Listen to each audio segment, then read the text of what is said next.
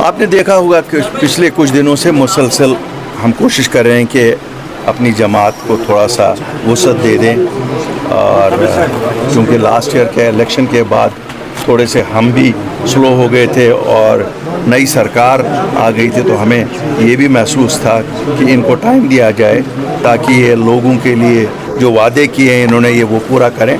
8 महीने हो गए, अब हम देख रहे हैं कि वो वादे हूर थे, इनके वादे सब वादे हूर थे। तो हमने कहा नहीं, लोगों को ज़रूरत है और हमें सामने आना चाहिए, मुतहरिक अपनी जमात को करना चाहिए ताकि हम लोगों के पास जाएं, लोगों की मुश्किलात जो भी हैं जिनका हम अजाला कर सकते हैं करें, और जिनका अजाला नहीं हो सकता है लोगों को कहें कि ये उनकी ये गलती का खमियाजा है, जो गलती उन्होंने की रिवायती सियासी जमातों पे भरोसा करके। मुझे लगता है आज लोगों में वो एहसास पैदा हुआ होगा कि उन्हें कहीं ना कहीं सब्ज़ बाग दिखाए गए जिनमें से कोई चीज़ भी नहीं।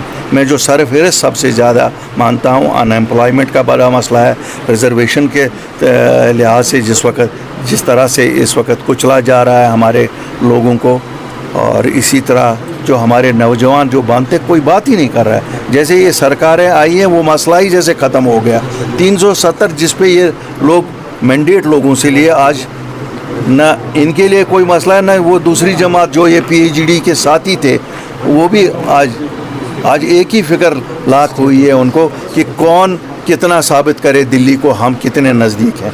आज दोनों जमातों में रेस लगी हुई है, जो यहाँ की 2 प्रीमियर जमातें मानी जाती हैं, इलाकाई जमातें नेशनल कॉन्फ्रेंस और PDP, दोनों में दौड़ लगी हुई है। गवर्नर साहब के पास कौन जल्दी पहुँचेगा। मुबारकबादी है मुझे कि हमारे सच के साए में आज सब वहीं की तरफ दौड़ रहे हैं जहां हमने कहा था पावर सेंटर वही है। और मैं आज इनको दोनों को ये कहना चाहता हूं कि पावर सेंटर गवर्नर के रास्ते से दिल्ली है, आपको दिल्ली से हाथ मिलाना ही पड़ेगा, तब अपने लोगों के लिए कुछ कर सकते हो। बिजनेस रूल को लेकर बात करें सर, एक लिम्बो, एक कंफ्यूजन है, अनसर्टेनिटी इनको चाहिए नहीं। क्या लिम्बो और कंफ्यूजन है मुझे बताओ।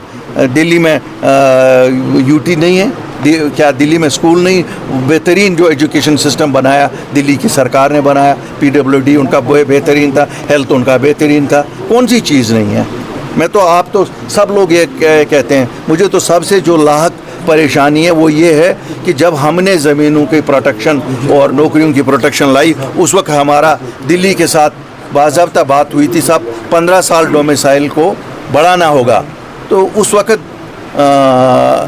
हमारे को ये कहा गया कि ये तो आपको स्टेट सब्जेक्ट है, अपने वहाँ आपके इख्तियार में आता है। जब आपकी इलेक्टेड गवर्नमेंट बनेगी चेंज करिए, 15 साल को 50 साल करिए, ये आप कर सकते हो। जैसे आपने देखा होगा पिछले हफ्ते में हिमाचल ने किया, लेकिन ये टस से मस नहीं हो रहे। और रेवेन्यू मिनिस्टर भी नेशनल कॉन्फ्रेंस का, लॉ मिनिस्टर भी उनका, इसमें कौन सा फाइनेंशियल एस्पेक्ट है जो गवर्नर साहब से उनको सैंक्शन लानी है? 11 साल के जश्न को लेकर आप कैसे देखते हैं? 11 years of excellence in BJP, 11 साल का जश्न जो है भारतीय जनता पार्टी मना रही है। देखिए, अगर इस मुल्क की मजबूती के हिसाब से देखा जाए, डेवलपमेंट के हिसाब से देखा जाए, तो आज दुनिया में अगर G7 की मीटिंग हो रही है तो मजबूर हो गया ना कनाडा बुलाने के लिए हिंदुस्तान को। इसलिए हमारे मुल्क का तो अपना एक वकार है और उस वकार की स्ट्रेंथ पे ही तो बुलाया जाता है। मतलब साहब, एक पॉजिटिव मैसेज नहीं अक्रॉस जा रही है अभी भी कश्मीर को लेकर, टूरिज्म को लेकर, जबकि नेशनल हुकअप पर हम देख रहे हैं कि रैलीज हो रही है, स्टेक होल्डर्स आ रहे हैं, अभी कुछ और भी कंटेंट लेने के लिए कुछ लोग यहाँ आए। आपको क्या लग रहा है सर, एक पैनिक ग्रिप जो सिचुएशन बनी है, इसके लिए कौन वाइटल रोल? मैं तो पहले अपने गयूर अवाम से, जम्मू कश्मीर के अवाम से गुजारिश करना चाहूँगा।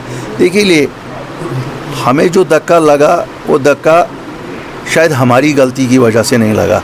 कहीं ना कहीं पे ये जो हादसा पेश आया, ये सबसे बड़ी सिक्योरिटी लैप्स है। अगर मुझे 90 से आज तक आप कहेंगे तो सबसे बड़ी सिक्योरिटी लैप्स है।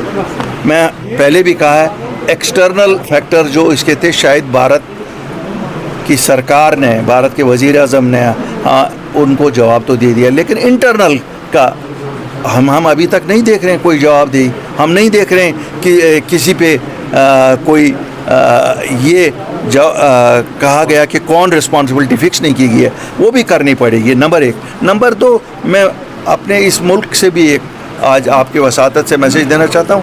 हम जब रैलीज़ यहाँ करते हैं, हम उस दुख में कर रहे हैं कि बेगुनाहों का कत्ल आम जो हुआ उस दुख में कर रहे हैं, हम टूरिज़म के लिए नहीं कर रहे हैं। शायद गलतफहमी हो रही है पूरे मुल्क में कि कश्मीरी का टूरिज़म ख़त्म हो गया, मर गया। हम वो लोग हैं जो 3 महीने कमा के 12 महीने खाते थे। ये हमारी असलियत वही है और हम आज भी वही लोग हैं।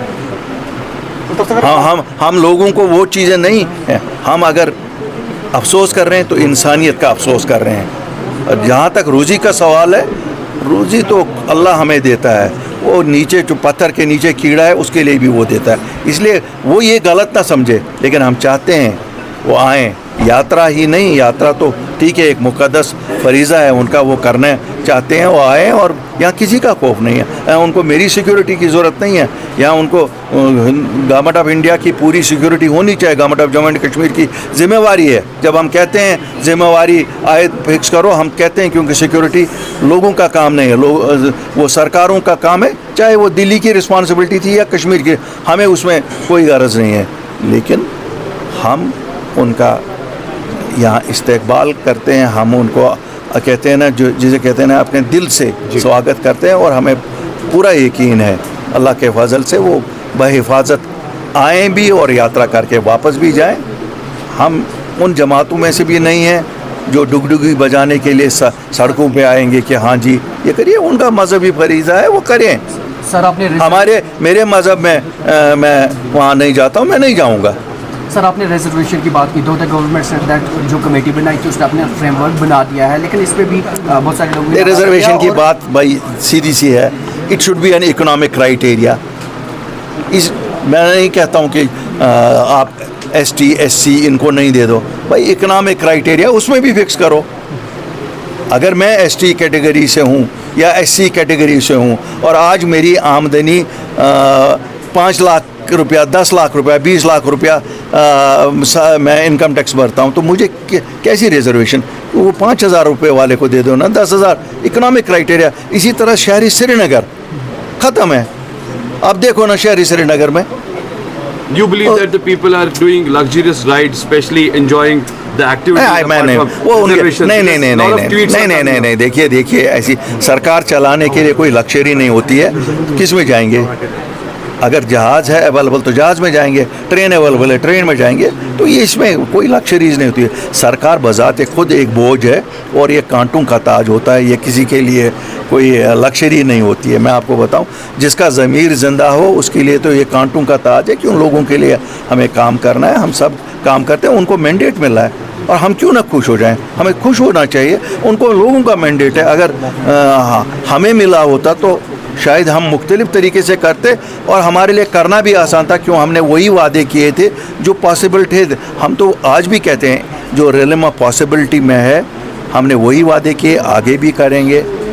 और मैं लोगों से फिर गुजारिश करूंगा कि जज्बात में आके गलत फैसले जो हम करते हैं उसका खमियाजा हमारे वो बच्चे जो जेलों में पड़े हैं, जिनकी एमनेस्टी हमने वादा की थी, हमारे वो बुज़ुर्ग जो बाहर की जेलों में, हमारे वो नौजवान जिनकी एम्प्लॉयमेंट का हमने वादा किया था। आपने वोट तो डाला, लेकिन अगर जज्बात में नहीं डाला होता तो शायद आज वो भी आज़ाद होते और उनके लिए एक नई ज़िंदगी थी। बहरहाल दुआ गो रहेंगे और कोशिश करते रहेंगे। शुक्रिया।